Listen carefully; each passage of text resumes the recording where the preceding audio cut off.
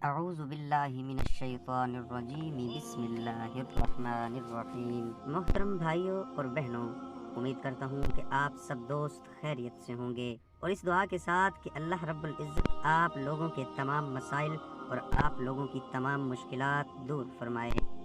ایک اور نئی ویڈیو آپ کے سامنے پیش کرنے جا رہا ہوں۔ انشاءاللہ العزیز ناظرین، آج کی اس ویڈیو میں آپ لوگوں کو ایک ایسا وظیفہ سنانے والا ہوں کہ آپ لوگ سن کر حیران ہو جائیں گے۔ یہ وظیفہ جب میں نے پڑھا تو میں خود حیران ہو گیا کہ اس کی اتنی برکت اور فضیلت ہے، تو میں نے سوچا کہ ایک مرتبہ ضرور آپ لوگوں کے سامنے پیش کروں، تاکہ آپ لوگوں کو پتہ چلے کہ اس وظیفے کی کتنی برکت ہے۔ تو ایک بزرگ نے کہا کہ تمہاری اتنی آمدنی ہے، تمہارے رزق میں اتنا اضافہ ہوا ہے، کون سا ایسا وظیفہ کرتے ہو کہ جس کی وجہ سے تمہارے رزق میں اتنا اضافہ ہوا ہے، اور اتنے کم عرصے کے اندر اللہ کریم نے تجھے اتنا نوازا، تو کون سا ایسا تم عمل کرتے ہو؟ تو شخص کہنے لگا، میں روزانہ سویرے صبح اٹھ کر یہ تسبیح پڑھتا ہوں، یہ تسبیح کرتا ہوں، تو اللہ کریم نے مجھے اتنا نوازا کہ میں بتا بھی نہیں سکتا۔ تو محترم بھائیوں اور بہنوں، جب میں نے یہ واقعہ پڑھا میں خود اتنا حیران ہوا۔ تو ناظرین آئیے چلتے ہیں وظیفے کی طرف، لیکن وظیفے کی طرف جانے سے پہلے بتاتا چلوں کہ میرے چینل کو سبسکرائب کریں۔ روزانہ صبح سویرے اٹھ کر 10 مرتبہ اسماء حسنہ جو ہیں اللہ کریم کے نام ہیں، قرآن مجید کے شروع میں لکھے ہوئے ہیں۔ 10 مرتبہ اسماء حسنہ پڑھتا ہوں اور کثرت کے ساتھ استغفار کا ورد کرتا ہوں۔ آپ سن رہے ہوں گے کہ میں کیا کہہ رہا ہوں، کہ وہ شخص کہہ رہا ہے میں روزانہ صبح سویرے اٹھ کر صبح کی نماز کے بعد 10 مرتبہ اسماء حسنہ پڑھتا ہوں۔ اب اسماء حسنہ کے بارے میں آپ خود یہ سماعت فرما لیں کہ اللہ کریم نے ایک فرشتے کو پیدا کیا ہے کہ جس کے 1000 سر ہیں، اور ہر سر میں 1000 چہرے ہیں، اور ہر چہرے میں 1000 منہ ہیں، ہر منہ میں 1000 زبانیں ہیں، اور وہ سب زبانوں سے اللہ کی تسبیح بیان کرتا ہے۔ ایک دن فرشتے نے اللہ تعالیٰ کی بارگاہ میں عرض کیا کہ اے اللہ، کیا تو نے مجھے عبادت کرنے والا بھی کسی کو پیدا کیا ہے؟ اللہ کریم نے ارشاد فرمایا کہ ہاں بالکل، ایک ایسا شخص ہے جو تجھ سے بھی زیادہ عبادت گزار ہے۔ تو اس نے کہا یا اللہ، مجھے اس شخص کی زیارت کرائی جائے تو مجھے اجازت دی جائے تاکہ میں اس شخص کی زیارت کروں۔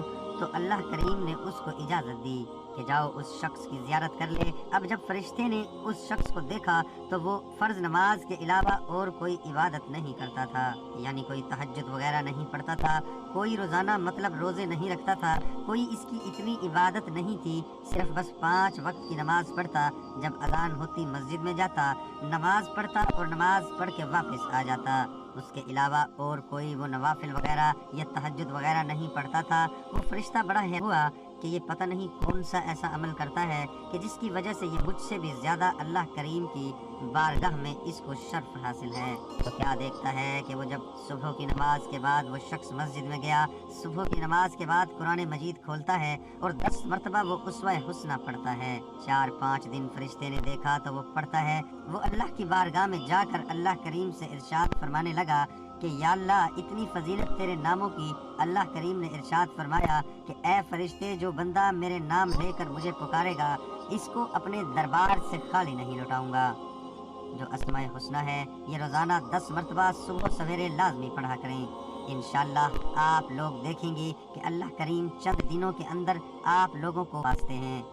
تو یہ تھا وہ واقعہ، جو شخص روزانہ یہ تسبیح پڑھتا تھا، اللہ کریم نے اس کو چند دنوں کے اندر کروڑ پتی بنا دیا، اور اتنا اس کو رزق دیا کہ آپ لوگ سوچ نہیں سکتے۔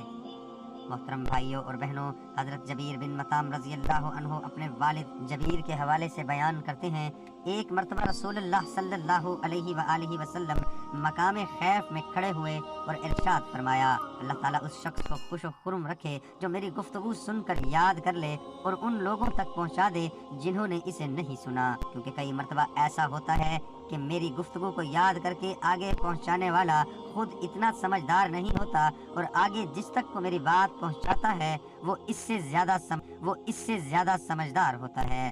پھر آپ صلی اللہ علیہ وآلہ وسلم نے فرمایا، 3 چیزیں ایسی ہیں جن سے متعلق بندہ مومن کا دل دھوکہ نہیں کھاتا۔